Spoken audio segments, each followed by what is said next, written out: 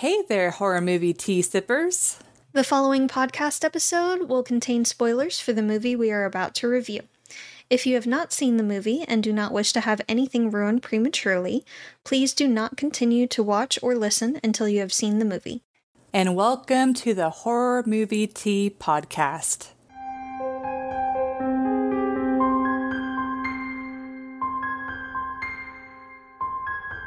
Today we are covering Unhinged. But before we go into the review, let's grab our cups and talk about tea. So, tea. Tea. Wow. I am doing a repeat of last episode, but I am drinking the Plum Deluxe Vanilla Sugar Cookie Dessert Tea. It's got green rooibos, cinnamon chips, blackberry leaf, ginger root, fennel seeds, and vanilla essences. I am also doing a repeat and using our I'm Going to Kill You at Some Point merch mug, link down below. This is Plum Deluxe's Peach Bellini Herbal Tea, and it's got rooibos tea, apple pieces, apricot pieces, strawberry pieces, mango pieces, orange peel, pineapple pieces, rose petals, peach and papaya essence, and no caffeine. And thank you as always to Plum Deluxe for allowing us to continue to do what we love. And for our lovely tea sippers out there, brew yourself a cup of tea, sit back, relax, and we hope you enjoy the review. Summary. Unhinged. So, I actually made my own summary. I'm so proud. I said, anyways, out of anger, a mother taking her son to school honks at another driver, which sparks his rage in a ruthless pursuit to harm her, her son, and everyone she knows. I thought I did pretty good. Yeah. So for entertainment, so Jess had recommended... Before we do the entertainment scale, I would like to say that your shirt looks awesome. Why, thank you. This is a podcast shirt that you can get at our Teespring. It's the Woman of Convenience shirt, which is an inside joke for all of our older horror movie tea sippers. So I just wanted to mention that. It looks good. I'm tempted to edit in the reference to the shirt. We can link it below. Yep. So, but yeah. So Jess had recommended this movie. Yes. And it was actually recommended to me by Leslie. So. Thanks, Mom. But yeah, this movie was much better than I thought it was going to be. And so for me, this is like a solid 7.5. And the only reason why it's not a 7.75 is because of a few reasons that I'll talk about later in the episode. But like, I really like that they show all of the stress that the mother is going through prior to her honking at the driver. It helps with her relatability, but also helps explain what I perceive as like an overreaction of what was happening. Because all he wasn't going when it was green. I feel like it was an understandable overreaction. Yes. Because you know of all her stresses. Like, she just snapped. She's just having a bad day. Yeah, she snapped. That's a good way of putting it. I also like that they took, like, an everyday situation and made it, like, a worst case scenario. Because I'm sure a lot of us, if not all of us, have heard those, like, scary road rage stories where... people are getting shot at, or they're being chased on the road. Or someone swerves in front of them and hits their brakes hard. Yeah. Just like really dangerous stuff. And it takes something that happens, unfortunately, every day and brings it up to the extreme, but it's just like, just on the realm of possibility enough that it just kind of like plays with your head. Yeah. But yeah, it plays with the fear of like encountering a driver with road rage, which I really liked. And you know, that is the whole purpose of like horror movies, is to play on these everyday fears. And so I feel like this movie did a really good job going back to those roots versus like, you know, there's other horror movies, like maybe the haunted house ones, where, you know, not everyone believes in the paranormal, but if you do, it's not like every single house you're in is necessarily haunted, or you're going to go through that type of situation. While this is like I feel like a situation that most of us, if not all of us, can relate to at some capacity. But yeah, my biggest gripe is, I will preface in saying this is my opinion, I feel like the mother definitely like way overreacted and should have apologized to the guy whenever he did offer that to her. Like, to me, it would have been even scarier if she had realized, oh crap, I did kind of overreact, and apologize, but he still did all of those things. Like the way that the movie appeared is, oh, because she didn't apologize, he did all of these things, which doesn't excuse the fact that he did those things. They're like terrible things. There's no reason for him to do those things. But it's like, well, okay, if she would have apologized, then the movie wouldn't have been a movie. And that's why I was like, well, on the flip side, if she had apologized and he's like, that's not good enough, I'm going to make your life a living hell and kill everyone you love, then that would be absolutely terrible, because you're like, what do I do? What else can I do to, like, you know, make amends with this guy or whatever? It's like, you can't. It's like this movie gave her the scenario of, you can make amends and everything is okay. But to me, it would have been scarier as like, no matter what you do to make amends, it's not good enough. He's going to keep pushing. But anyways, that was just my thought. And then but I will say the ending was super satisfying with how he died. Oh yeah, definitely. Like, you're just like, yes. But yeah, overall the movie is great at being tense, and Russell Crowe did an excellent job in his role. Like, I don't really see him in that type of role often, if ever, and he just very intimidating, and just did such a good job. It was great. So, yep. I also give it a 7.5. Oh, nice. Yes. Russell Crowe is a treasure. I generally only see him in roles of, like, the good guy.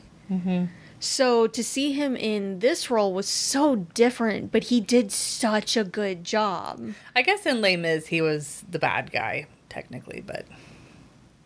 Technically? But I kind of forget that movie exists, so... Well, I mean, he was also, in that movie, a law enforcement officer. Yeah. So he was trying to do the right thing by the law. Yeah. Well, so he wasn't technically a bad guy, but for the protagonist. Yeah. Or to the main character of the musical. Yeah. Yeah. Well, in this one, it's like, oh, he's a bad guy. He's doing terrible things. He's a bad guy. Like, lethal weapon type of... And granted, he also had a lot of stressors put on him, and he snapped as well. But it was such a different role from what I'm used to seeing him in, and he did it so well. I loved it. I do differ in my opinion about the mom. We also are completely different drivers, so I will say. For sure. I'm a lot more polite of a driver for the most part. People need to get the hell out of my way. But I'm not as aggressive of a driver as my husband is. So, this is fine. I have concerns for both of you. It's fine. Everything's fine. But I do feel like she had a lot of stresses put on her, and she didn't technically do anything wrong. She went about it in a very rude way, but she didn't technically do anything wrong. So with her already on edge and so overwhelmed with everything going on with her divorce, her salon closing, losing her best customer, and being late to take her kid to the school again, and the dad canceling plans on the son again. It sounded like that happened pretty often. Just everything was piling on. And then to have the guy make them even more late by just sitting at the light, I get it. I personally would have done a tap first and then done a much longer honk of the horn, kind of like she did if he didn't move after that first one. But to each their own. And I get it. I get why she was just at that point. Yeah. I also get why she didn't initially apologize and was trying not to engage with him at all, because it's weird. And potentially a safety issue. It is. Because you don't know what his intentions are. It is. Yeah. I'm honestly surprised that the son even rolled down the window. He's a kid, so I get it. But yeah, no, I wouldn't be engaging with him either. I would do my utmost to ignore him as well. And if he continued to rant and yell at me, I would be on the phone with PD right then and there, personally. But again, to each their own. I get it. I honestly had to kind of nitpick with the realism scale that we'll get into later. But overall, this is a very enjoyable movie. It's very, very tense. I say enjoyable. It's enjoyable if you really enjoy really tense. Yes. If you don't like tense movies, you will not like this one. This one has your stomach in knots almost the entire movie. Yeah, I was worried for in my these feet. people. So it's not like outright scary, like things coming out of the dark at you kind of scary, but it's an everyday fear. Yeah. It's a very plausible, this could actually happen kind of fear. Yeah. So it's a really good one in that respect, for sure. Because it just takes that one drive and scenario to be like, oh, I ran into a road rage driver. Yes. Yeah. And that could easily happen. Yeah, especially in the Dallas area. Mm-hmm. We get a lot of those. This was based in Louisiana. There are a lot of scenes that were shot in New Orleans. Oh. Mm-hmm. I forget what other city they also filmed in. Sorry. Awful with names. So for realism. This one was tough as well. I initially gave it a 2.5. But it's like I'm dancing between a 2.5 and a 3. But kind of like my track of logic is like, first, I liked how they put the mom in a helpless situation where her phone was stolen and she felt like it wasn't safe for her to call the police, because it's like the situation they were putting her through, if they hadn't have set that up, it would have been just dumb that she didn't like contact the police or whatever. But the fact that her phone had been stolen, and then whenever they did reach out to an officer, the guy figures out how to obliterate him. It's just like, holy crap, like the police, the one entity that you rely on to save you from these situations is, and they're not there. Yeah.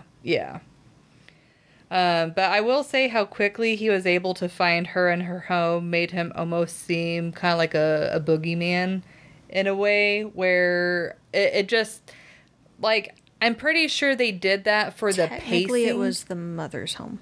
Well, I said her home. Yeah, you didn't specify. It wasn't her home, it was her mom's home. Well, he initially went to her home and then the grandmother's home. Yeah. There were 2 different homes that Yeah. he went to. But like the grandmother's home, that was more realistic because he's like following them. But to get to the mother's home, the protagonist's home, it was just like very quick. But like to get to her home? He had her phone. If you pull up GPS, just type home. But I'm saying like the pacing was kind of instantaneous. Like it's like it cut to the mom and then he was at her home. Yeah, he was already driving there. I'm just saying that, they might have been like 20, 30 minutes away and he got there in like 5. Okay, but anyways, from what I saw, to me it seemed a little bit quick. But I understand that it's based off of the pacing of the movie, because obviously if they're going to go through the whole like showing him driving and stuff, it might stretch out the movie too long and it wouldn't make it as tense. So even though as far as a realistic sense, I felt like he was able to go to each of these locations, like even like meeting the lawyer guy, even though he shows up in those locations so quickly, I understand that they likely did that for pacing to keep the intensity. Mm-hmm. Though I will say my biggest complaint and doubt in the realism is I don't understand how, especially when he had previous road rage, at least one incident, if not more than one incident, and he wasn't caught yet. Yeah.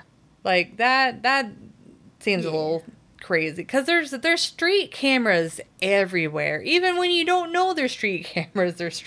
Like Big Brother's always watching.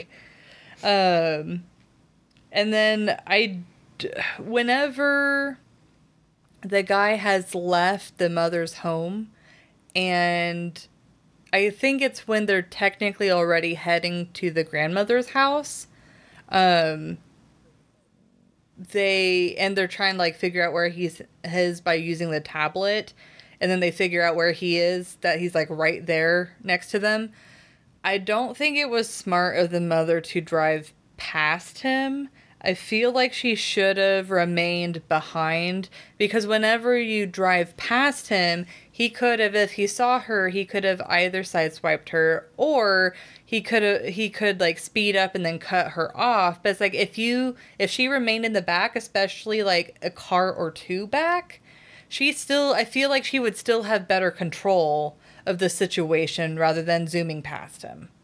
And then with her son, let's see. Okay. I was trying to like distinguish my notes. So this is like while they're on the way to the grandmother's house and they're trying to get help, with her son then being in the car, like he's technically still at risk because the guy is coming after them, but she knows where her son is. He's right there with her. I feel like she would have been better off finding a police station first than going to the grandmother's. But, at the same time, giving this movie a little bit more leeway if, we don't know where all of the police stations are, even in an area that we're familiar with. So I don't know how close she would have been to one. Yeah. So it's completely plausible that she ruled out police station because there wasn't one close to her, or she didn't know where one was and she thought it'd be too risky. But that is definitely something that went through my mind. It went through mine as well. But like overall, the movie is definitely like an exaggeration of an everyday situation. But as far as like being chased and actively trying to get away, it's still accurate for like a lot more extreme road rage cases. And unfortunately, people have been shot and killed in road rage cases. So it's just the Or going run off the road. Yeah, yeah. But it's the the going to your house, torturing your brother, killing his wife, girlfriend, fiance, and that stuff is a bit extreme. But still, I mean, if someone's crazy enough, it's plausible. Oh, yeah. So The crazies are out there. So, yep. For sure. So this is extremely rare when this happens, but I'm actually going to give it higher.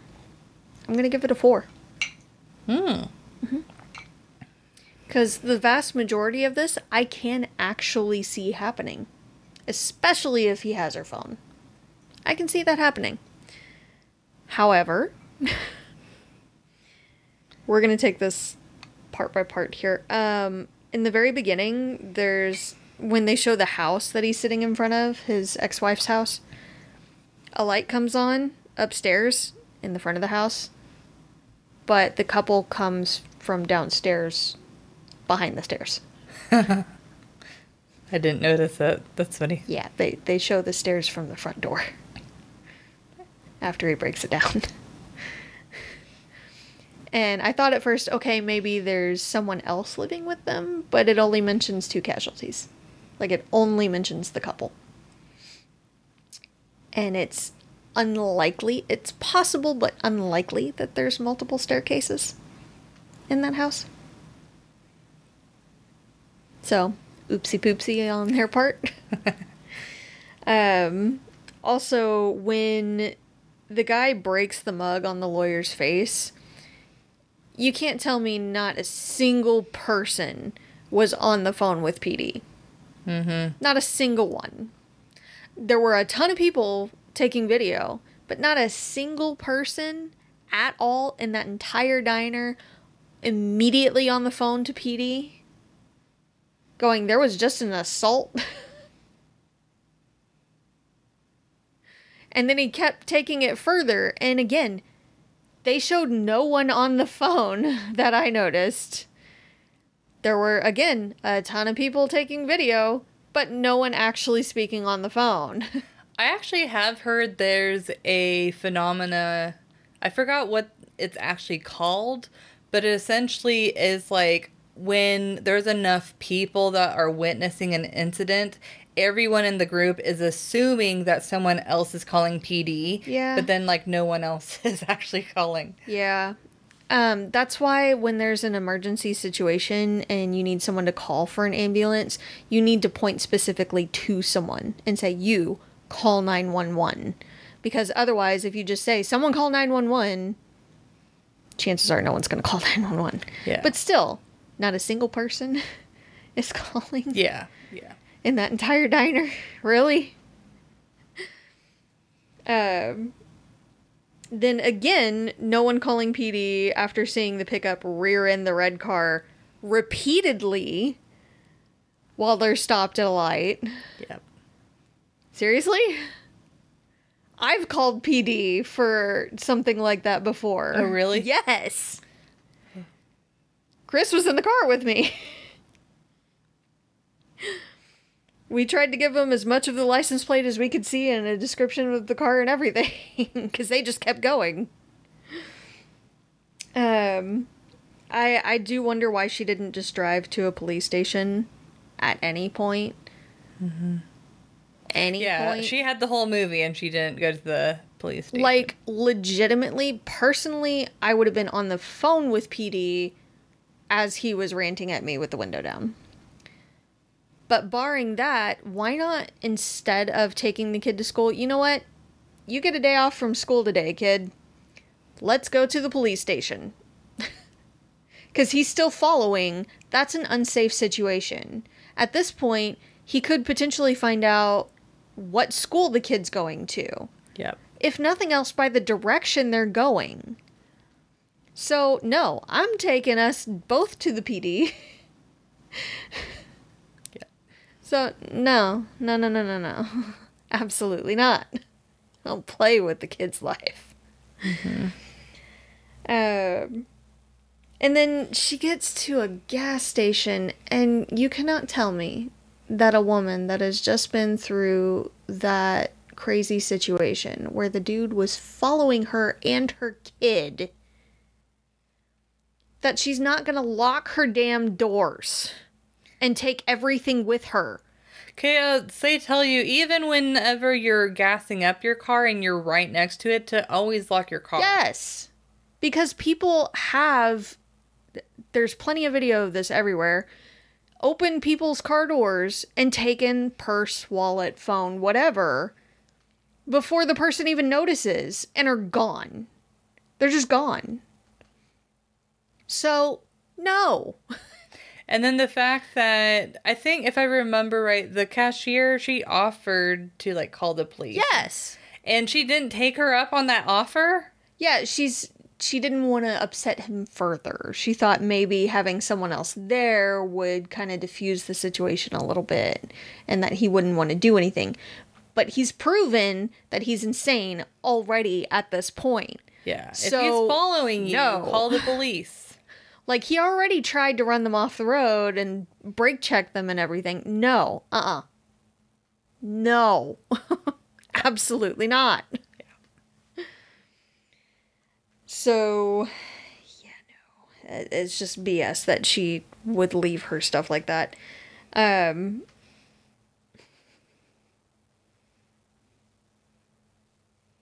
Yeah, she doesn't even attempt to call PD until after she realizes her phone is already gone. Like, when she sees him run over someone, that's when she's like, I need to call PD. Not any point before. Seriously? Yeah, red flags should happen before someone gets killed. Well before, please. And he might not have been killed, but it didn't look good, that's for damn sure. Yeah.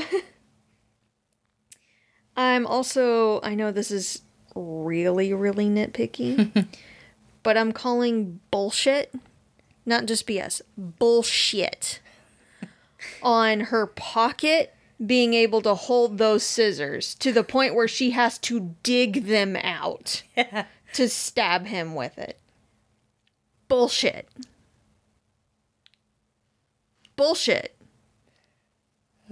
Have you seen the pockets that we get as women? Bullshit. I would kill for pockets like that. Seriously. Bullshit. Satisfying death scene, but bullshit on the pockets. You're very passionate about pockets. Extremely. These leggings don't have pockets, and I'm mad about it. I have found more and more leggings available that do have pockets. Yes. And I was excited whenever I bought some like athletic shorts that they had a very nice pocket. Like, this entire phone disappears in the pocket. I was very impressed. Which is rare. Especially for shorts. And they were only $5 at Ross. Yeah. So, fashion industry needs to get with it. Not everyone wants to hold a purse. Yeah.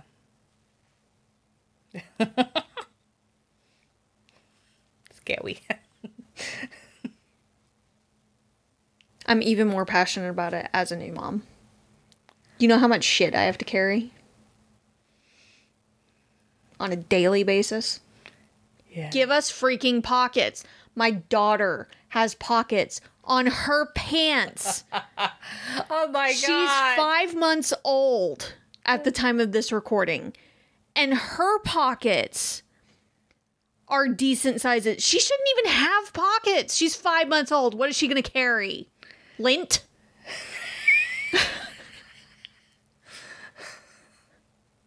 I'm serious. No, that's insane. It is. It's stupid. And it's like every diaper bag I've ever seen with any mom is like stuffed. Oh, yes. Yeah. Yeah. And we end up still having to carry extra stuff typically outside of that bag. So, give us pockets. It's not too much to ask. Okay, I'm done. I can get off my soapbox now. That's all I got. Well, overall, a really good. I have strong opinions. Yeah, I was like, where do I take it from here? It is a good movie, though. Russell Crowe's a treasure. Yeah. It's a great movie. Yeah, it's like overall, it's a really good, intense movie with a very satisfying ending. And honestly, the kid did a good job, too. Yeah. Yeah. I like the kid. Yeah. He didn't do anything too dumb. No, yeah. Apart from, rolling down the window. I can see most kids doing that, to be fair. I can see a lot of them doing that, yeah. Sadly. Yeah, but despite it being a highly exaggerated situation, the start of the road rage and the pacing still makes the movie feel pretty realistic overall. Oh, yeah. Definitely. Yeah, but thank you for joining us today and hearing Jess's rant on Pockets. And let us know what you thought of the movie. And Pockets. If you'd like to recommend a movie, game, or tea, you can keep up to date with our, you can leave us a comment or join our Discord server. I've thrown her off with Pockets. Yeah, you are. And you can keep up to date with the content, if you would like to keep up to date with our content, you can find our link tree with Pockets listed below. Great. Now with more Pockets. If you'd like to support us monetarily, we have a Teespring or PayPal, and we have our affiliate link with Plum Deluxe as well available. It does not affect the price of the tea. It does not come with pockets. Unfortunately, no. Though you can use their little pouches as pockets. But it does allow us to continue to do what we love. And you can find all of the sites mentioned below, hopefully with more Pockets. But until the next time, guys, stay safe and stay spoopy. Bye!